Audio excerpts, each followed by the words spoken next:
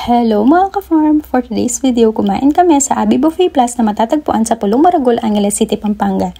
Pagkatapos naming magsundo sa Clark International Airport ay nagaya yung father-in-law ko na kumain sa buffet.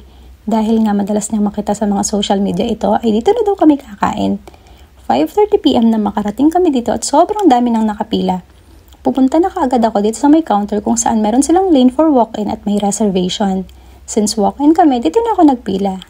Tinanong dito kung ilan kami at pinalista yung pangalan ko at knock number ko. Pang number 16 nga pala kami pagdating namin at nasa number 11 na daw yung serving nila. Ito nga pala yung may lounge area. After mga 30 minutes ay tinawag na yung pangalan ko at pinagbayad na kami at binigyan ng bracelet. Sinabihan nga din pala kami na yung table daw namin ay mayroong lutuan just in case gusto naming magluto ng samji. Meron din kasi silang table na walang lutuan. Pagpasok namin sobrang dami ng tao sa loob at kumuha na din kami na makakain.